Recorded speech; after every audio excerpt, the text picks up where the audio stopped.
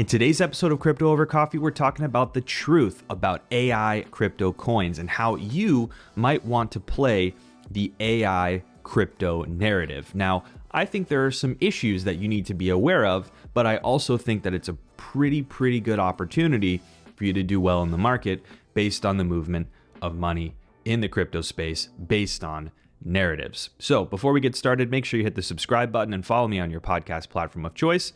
But let's go ahead and dive into the content of the video. So a couple weeks ago, actually probably a little more than that now, maybe well over a month ago, I made a video about the crypto bull run narratives that people should watch. And in that video, I mentioned that the artificial intelligence or AI narrative was one that you should watch, but you should be careful about because of the prevalence of scams and other things. And we're going to get into all of that in just a second. But a lot of people responded to me on that video, either sending me DMs, tweeting me on X, or commenting on the video directly, or leaving me messages in the suggestion box on the podcast saying, hey, I think you're hating on the AI narrative. I think it's going to print millionaires this year. I think it's one of the biggest narratives of the bull run. So I wanted to make this video to expand upon my thoughts on the AI crypto narrative and how you can play the AI narrative on your own if you're interested in doing so. So first of all, why artificial intelligence? Why AI? And why are we thinking about this as a crypto narrative? The reason is because the entire technology world right now is fixated and investing ridiculous amounts of money in artificial intelligence. And it's not so different than what we saw with gaming in the previous cycle. There was money being pumped into gaming and metaverse that was beyond belief. And frankly, back then, most of the projects in gaming and metaverse had very little to offer, very little to show for the money that was invested in them. So it was almost blind investment. Now, artificial intelligence is slightly different in this case because the technology has, in many cases, product market fit already. We're talking, generally speaking, artificial intelligence in industry, not just related to crypto. And you also have really powerful signals around the development of this technology and how it's going to impact things like content creation, data analytics, and also the way we interact with technology on a day-to-day basis, from interfaces to processing and all that sort of thing. So we take that foundational knowledge that artificial intelligence is a hot narrative in technology in general. So you shouldn't be surprised that in crypto, the land of speculation, you're going to have projects trying to tap into that interest in artificial intelligence around the market, both to attract investor capital, which is not as easy as it used to be to get, but also in order to drive investment from secondary sales, from retail, etc. So that's where the AI crypto narrative comes from. And the reason I said in that video about my bull run narratives that people should be careful with this is because eventually the music will stop and you will find that a lot of the projects in the AI space in crypto don't actually have product market fit. They don't actually have a product in many cases, and they will eventually fail. And that's fine. That doesn't mean you can't participate in this and you can't find those niches and those little areas of the AI crypto space that have plenty of opportunity and plenty of upside. Now, I'm traditionally a fundamentals guy.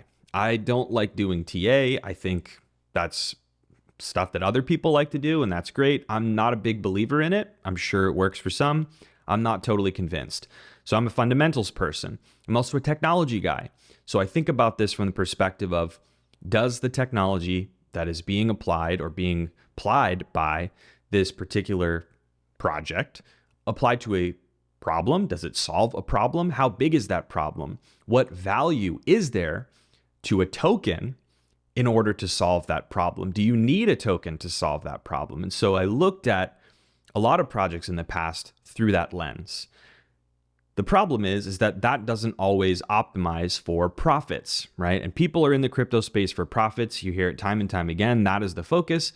So people who want to play this AI crypto narrative for profits are probably going to have to ignore that part of it. They're going to have to ignore the fundamentals analysis around whether or not there's product market fit, whether or not there's a technology fit, and whether or not a token is really necessary to achieve that product market fit or the goal of solving that problem. So with that in mind, in the AI crypto space, the reason I mentioned in that video that I mentioned before that you need to be careful is because of that exact reason. So with this information, we now can understand that there's probably lots of opportunity in AI. And if you know when to take money off the table, you can still do really, really well in the AI space. And there are a few particular use cases for this technology that I think actually do have legs that you could see projects succeeding past this bull market when that narrative cools down. And it will eventually cool down as the bull market cools down, I'm sure, and money will rotate into other areas. So let's talk about some of the project niches or use cases that I actually like, that I actually think make a lot of sense in terms of the combination of crypto and AI, because there's kind of limited overlap despite what people might tell you online. Artificial intelligence doesn't really need crypto, or doesn't necessarily really need a token. It may need the cryptographic verifiability and the immutability of a blockchain, but it may not necessarily need a token. So you think about it the other way, does crypto really need AI? Not really either. So you have to be cognizant of that fact and understand that the narrative, the hype cycle, the capital inflow is largely due to speculation and excitement around artificial intelligence, and less so about the match made in heaven between AI and crypto holistically across the board. But there are a few use cases, like I mentioned, that I think you could consider to be of value. The first one of those kind of bridges into the world of DePIN, and that's decentralized physical infrastructure. And that is this trend around access to graphical processing units, or GPUs, or just generally compute. It's the infrastructure that artificial intelligence developers and projects will need to actually train their models, run their models, and create things on top of the foundations of the artificial intelligence models that they're using. And compute right now is a major arms race. The world of semiconductors and chips and GPUs, etc., all of that stuff right now is squarely in focus, both from a geopolitical perspective, but also from a technology company perspective. For a long time, organizations working on AI at scale, like Tesla, for example, were compute constrained, meaning they had sort of the conceptual model for what they wanted to accomplish, but they could not get their hands on the actual compute power they needed to accomplish that goal in terms of training and modeling, etc. And so now we're starting to see this decentralized physical infrastructure play emerging with the confluence of AI and crypto. And it's not really about AI specifically, it's about the infrastructure you need to do things with AI or to build things in the AI space. So it's kind of DePIN and AI mixed and mashed together. And I'm not going to mention project names, because if I mention project names, people are going to go and buy those things. And I don't want you to do that. I want you to research these things and figure out which projects make sense for you. Look at the niche, look at the use case, and find the projects that you like. So this particular concept actually makes sense. A token makes sense in this environment where you have a decentralized sort of community or organization or marketplace around compute, where if I am an owner of, say, a rack of GPUs, I can connect to this decentralized network. People can pay in the network token and build tokenomics around this, build an economy around this for people to basically rent or lease my compute for the task that they're trying to achieve. So this lowers generally the capital expenditure one would need in order to access or tap into GPUs for a particular project. I think that actually has legs. I think there's a reason why one might want a token economy. And in order to do that really effectively, and the only reason you would need a token is if it is truly a decentralized project. Now, you'll see people just basically using tokens as a means of exchange in a centralized environment, saying, I've got 2 data centers filled with compute that you can use. All of it is owned by me, the project founder, and you can pay in tokens to access it. At that point, you may as well just pay in dollars. The token is not really doing you any good in that particular use case. So it has to be a decentralized compute network. There are some great examples of that have done really well over the last couple of years. And there are going to be tons and tons and tons of new projects doing this exact thing. You're already seeing them popping up day in and day out. So those projects are going to do well because of the hype around AI. And so you should be aware of that, though. The reason that they're almost all going to do well, at least in a certain scale, is because of that narrative, not because every project actually has value. Okay? So that's one use case, is sort of the infrastructure around building an economy around the infrastructure, the compute that one needs for AI. The second one is sort of more general to one of the biggest monetizable aspects of AI, and that is the data itself. So training data and creating data marketplaces and people creating transformations of data that then they can sell to other people for consumption. So open data marketplaces. There's a project that comes to mind that I've covered on the channel before that fits this market exactly. For those of you who are OGs, you may know exactly what it is, and there you go. I'm not going to mention it by name for the reasons I already stated. So data marketplaces, I think, are also another area where crypto and the foundations of AI actually make sense. And you're seeing those projects that have these data marketplace concepts going for a while, and training data marketplaces starting to really double down on that AI narrative. And again, it makes sense. They want people to invest in their project, so they're going to try and tailor what they're doing towards AI. That, again, I think has some degree of fit between AI narrative and crypto and why you would need a token. Again, it's that same model. It's someone has a resource that they want to make available in a decentralized marketplace, and they want to sell that or lease that to people in the native token. I think that what's interesting is that some of these projects may be able to also embed artificial intelligence models sort of in that foundational economy, so people can make transformations of data and also utilize the infrastructure piece that we talked about in the first use case to make transformations of data and then sell it, right? So what's interesting is you're probably going to continue to see partnerships and coalitions forming between these different projects, the infrastructure provider type projects, or DePIN projects, the data marketplace projects. And then you're probably going to lastly see people in this third category where I think there is some fit. And I think it is the holy grail of use cases for AI and crypto. And that is the ownership and provability and verifiability of the product of generative AI models. And so let me clarify what I mean by that. So the best example that I can think of, and one that you're seeing lots of thought leaders in the technology space talking about, is the dangers of AI. The dangers of AI being deepfakes, creating indiscernible, lifelike copies by voice and visual representation of a person and circulating that online. So it could be a video of a CEO making some crazy remark or articulating a strategy that tanks the stock price or drives up the stock price artificially. So the ability for people to abuse generative AI and AI in general is extremely, extremely, extremely high. And the misinformation campaigns are going to be enabled immensely, and already are, by AI. So it's going to be very difficult for people, for human beings, to discern what is real and what is not. And it is already difficult today.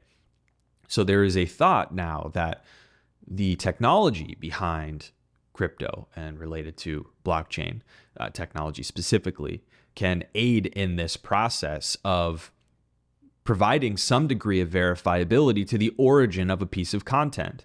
That's one aspect of it. The other one is for people who are artists, people who are creators that use this technology, being able to attribute derivations of existing work from models to the original author and doing automated copyright and royalty execution. So being able to say, this model used source content from this artist, which I can sort of verify on a blockchain, and then I can, on an automated basis, pay royalties to that particular creator when their work is used in derivation to produce something new using a model. So again, these are sort of pie in the sky concepts right now, but there are surely projects that are working on this. If you create an economy around creating content using AI and being able to fairly compensate creators to show the origin of a piece of content and to show ownership of a piece of content, whether joint or sole, I think it is going to be very, very, very valuable. In fact, critical to the mainstream adoption of AI for creative purposes. The last thing I'll say on this also is that when you think about cryptocurrency and what it could lend to this type of environment is preventing spam attacks, creating an economic loss potential for someone to create this massive spam campaign. And it's the same model you see for anti-spam on blockchain networks themselves, right? You have fees. You have a fee market in blockchains. And this fee market basically dissuades would-be attackers or spammers from bringing down the network, because to do it, it will cost you X amount. Obviously, it creates an economic disincentive for you to attack the network with spam. I think the same thing could be done in an environment around AI to prevent content-related spam, to also meter the usage of these AI models. And lastly, to disincentivize people from creating potentially nefarious content. So these are conceptual, but you're going to start to see projects in crypto using this as their guiding light and building things in that direction. So those are three use cases that I think AI and crypto fit together for. Now, there may be others. You may have ones where you think, oh, you should add this to the list, Hashoshi, and that's cool. Please let me know in the comments what you think. And I'm not saying that no other projects and no other use cases are going to be successful. I'm sure they will. And so that brings me to my next point, which is, how do you play the AI narrative? Now, there are a lot of people on X and on YouTube who are going to say, just spray money into any AI-related project that you can find, and you're going to get a 2x, a 5x, a 10x, whatever. Okay, that is at best a maybe. And frankly, I think if you make that your approach, you are going to suffer mightily, because you will find yourself in environments where even if the coin goes up, you're getting dumped on by insiders. If the coin goes up, you will have too thin liquidity in order to get out of it. You'll have to jack up the slippage tolerance if you're trading on chain, and you will get absolutely destroyed trying to get out of those coins. So you're going to need to be a little bit more discerning and not listen to that noise of, oh, pick any AI project and you're going to succeed. So let me give you a few rules that I think if you follow in doing your research and in allocating resources, you will be in a place with better odds. Now, there's no way you can guarantee you're not going to take losses. There's no way you can guarantee you're going to make profits. I can't do that. You can't do that. If we could, well, we all probably wouldn't be sitting here. We'd be on a yacht somewhere. The first rule that I would say is be very wary of projects that were doing something else. So, for example, a project that in 2021 was a metaverse project that is now pivoted to AI and is adding AI to all their stuff. What this is it's desperation to become relevant. You can show from just that, in most cases, that project is not serious. That project is in it for one reason and one reason only, and that is to get token price appreciation or to attract capital investment in their project from venture, from angels, or from private sales, okay? So be very wary of the pivoters. Now, there are some that are adjacent already to AI, so those data marketplace projects, you can argue, okay, that's reasonable, right?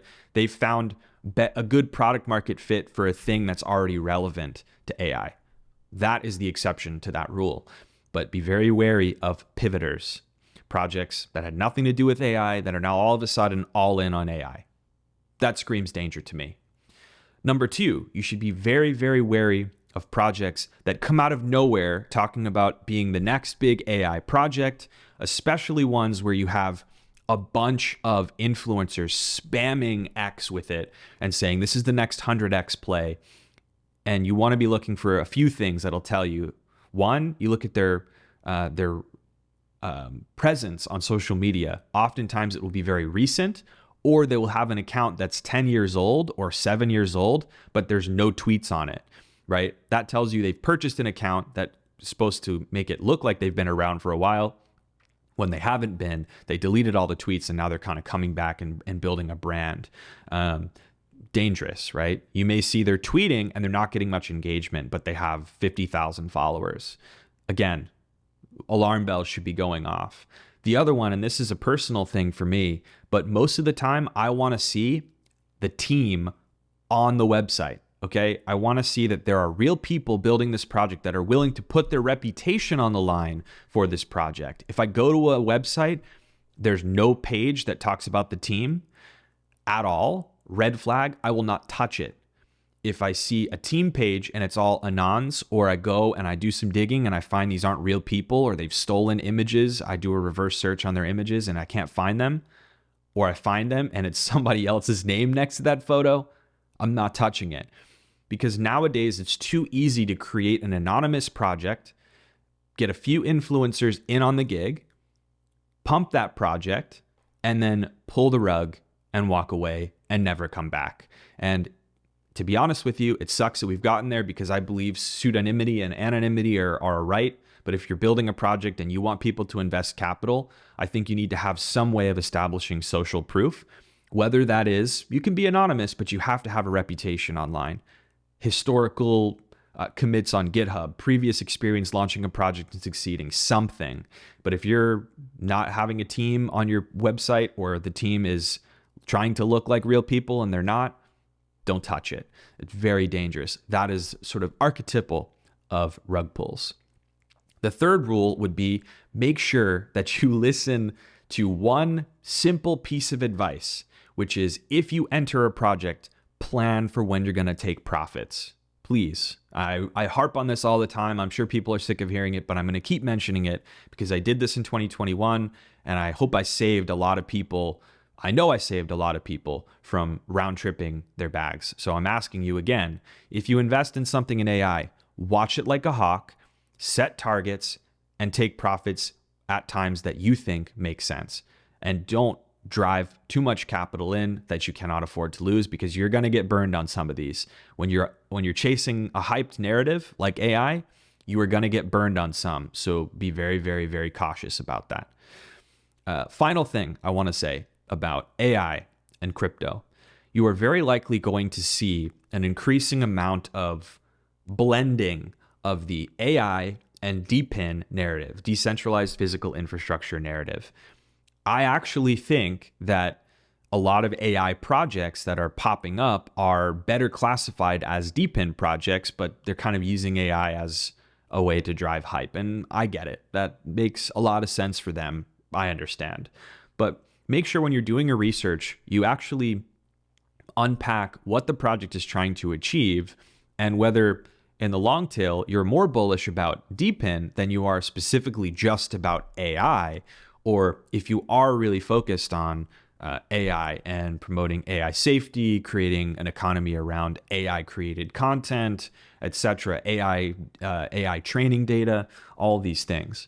So there is a difference between the two. So I would ask you to do a little bit of research and a little bit of thinking to yourself about which one you're really the most bullish on, and then make your decisions based on that. So we've covered a lot of ground in this video today. I don't want to belabor the point too much, but the bottom line that I want to get across is that the AI narrative, I maintain, you need to be very careful with. This is not going to be a set it and forget it, walk away, never look at it type of thing to chase. You're going to have to be very active. You're going to have to understand what you're investing in, at least a little bit.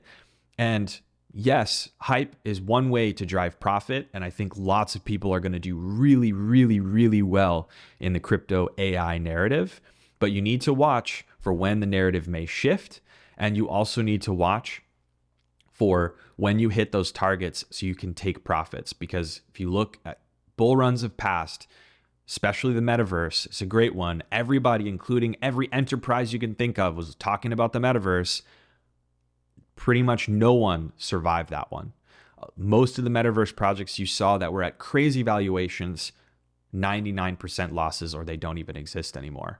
Most companies aren't talking about it anymore. And there will always be, no matter how good a technology is, an insane hype cycle and then it coming back down to earth as you realize that it needs more maturation in order to be adopted at scale. So be very cognizant of that, because it will happen even faster and even more viciously in crypto than it does in the broader market around AI in the stock market, for example. So I part with the final word that please go have fun, make some money. That would be great, but just be very, very careful and have a plan going into it so you can protect yourself from the losses when the music stops. Make sure you got a chair in that game of musical chairs and you're not walking away with nothing. So I want to thank you very much for watching or listening to this episode of Crypto Over Coffee. I hope you have a wonderful rest of your weekend. And until next time, cheers.